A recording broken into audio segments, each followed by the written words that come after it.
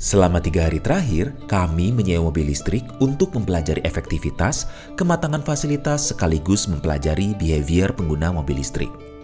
EV yang kami pilih hari ini adalah SUV crossover dengan 5 kursi sehingga cocok untuk keluarga kecil. Di sepanjang video ini, aku akan berbagi pada kalian semua tips dan trik bepergian mengendarai mobil listrik, terutama di wilayah Jerman. Tonton sampai akhir ya. Oke, hari ketiga kita masih mengelilingi Black Forest. Tapi kali ini kita mau nyari yang lebih seru lagi. Kita mau apa? Mau mana kita?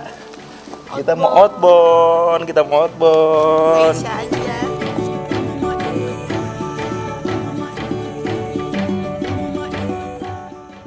Jadi karena mobilnya harus dicas, baterainya tinggal di bawah 25%. Kita harus cari tempat cas dan mobilnya diparkir di situ, kemudian kita jalan ke tempat ice skatingnya. Tuh ada tulisannya Elektrofahrzeug während das Ladevorgang. Jadi mobil listrik di saat lagi ngecas, ada tempat parkirnya. Nah ini nih penyakit nih, ada orang yang udah selesai ngecas, tapi dia nggak segera cabut kabelnya dan dia nggak segera cabut dari situ. Karena di aplikasinya bilang ada 1-0. Kalau mobil yang ini masih ngecas tuh, dan sekarang bener-bener lagi kebingungan nyari tempat ngecas. Di mana? Oh itu tuh. Your destination is on the left. Oke.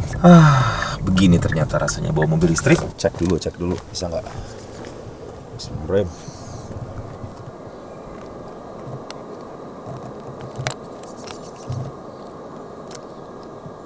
Panpak.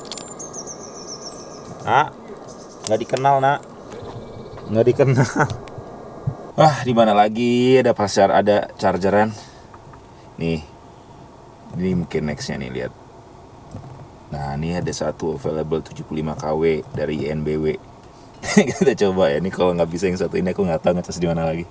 Nggak tahu gimana pulang. Oke, setelah kita jalan-jalan selama 3 hari penuh menggunakan mobil listrik, ada beberapa hal yang ingin aku share ke kalian semua untuk menjadi perhatian. Ikut dulu kita jalan-jalan, yuk. Oke, udah semuanya? Ada yang tinggalan? Rolling nggak? Electronic vehicle atau yang akrab disebut mobil listrik merupakan teknologi kendaraan terkini yang akan berkembang pesat di masa depan. Sudah selayaknya kita yang hidup di era modern untuk mulai mengenal, memahami, dan mempelajari teknologi baru ini. Di masa depan, tentunya inovasi ini akan menjadi solusi pengganti dari sumber energi tak terbaharui. Kapan? Waktulah yang dapat menjawabnya.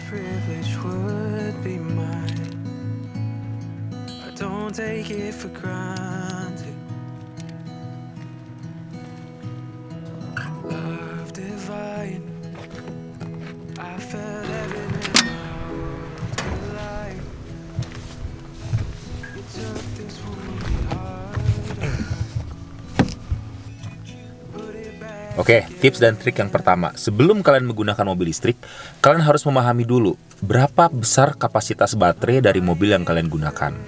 Untuk mobil ini sendiri 63 kW.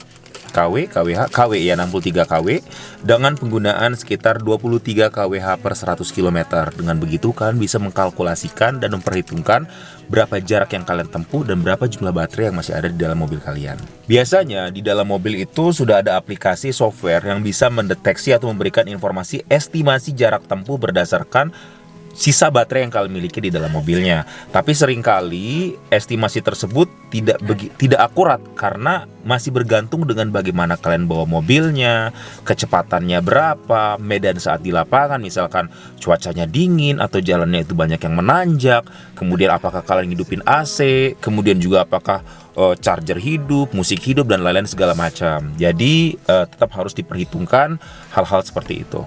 Selanjutnya, belajar dari kesalahan kita dan ketidaktahuan kita baru mengetahui bahwa setiap charging station itu dimiliki oleh perusahaan yang berbeda-beda gitu loh. Dan untuk menggunakannya dibutuhkan sebuah member card atau RFID seperti yang satu ini. Yang menjadi masalah adalah RFID ini tidak support di seluruh charging station, hanya di charging station tertentu yang punya kerjasama dengan perusahaan ini. Seperti contohnya aku nih pakai Shell Recharge, dia hanya memiliki kerjasama dengan INBW yang di depan ini dan di charging station Shell itu sendiri. Satu hal yang perlu kalian ketahui, terkadang aplikasi INBW, aplikasi Shell Recharge sekalipun suka menunjukin charging station yang nggak punya kerjasama dengan mereka. Seperti contoh hari ini kita ketemu charging station miliknya Siemens. Ada di dalam aplikasinya Shell. Setelah kita sampai di sana, ternyata RFID ini nggak diterima oleh si charging station yang punya Siemens. Kayak gitu. Itu juga harus kalian pertimbangkan. Jadi saran dari aku lebih baik gunakan aplikasinya INBW atau Shell. Pastikan saat menggunakan Shell itu gunakan charging station miliknya Shell atau dari INBW karena kedua perusahaan ini memiliki kerjasama. Pengecasan mobil listrik dengan DC fast charging setidaknya membutuhkan waktu hingga 1,5 jam. Waktu ini dapat kalian manfaatkan untuk istirahat, ngopi-ngopi, atau tidur. Jadi nggak hanya mobil yang dicas, tapi mata dan energi kita pun tercas kembali. Oke, satu hal yang harus kalian biasakan saat menggunakan mobil listrik adalah bagaimana cara kita menggunakan aplikasi navigasi. Sama seperti menggunakan aplikasi navigasi pada mobil biasa, kita pakai Google Map, tapi Google Map ini harus kita kombinasikan dengan alat pencari atau navigasi pencari charging station. Di sini kita pakai Mobility Plus karena kita di wilayah Jerman. Kita tulis dulu di Mobility Plus destinasi yang ingin kita tuju. Hari ini kita ke Freiburg, maka kita tulis Freiburg. Kemudian di situ kita bisa lihat charging station mana yang terdekat dari tempat yang kita tuju. Kita pilih charging stationnya, kita lihat ada berapa tempat yang kosong. Kemudian dari situ bisa langsung ditransfer ke Google Map directionnya. Kemudian disitulah destinasi kita.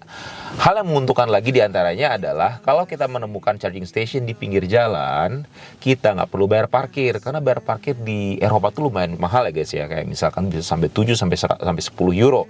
Kadang ada yang sampai 30 euro. Kalau kita parkir di tempat charging station sambil kita ngecas, kita nggak perlu bayar parkirnya. Tapi kasus hari ini karena kita ngecasnya di dalam hotel, entah kenapa aku tadi salah pilih mungkin, jadi kita harus bayar parkir.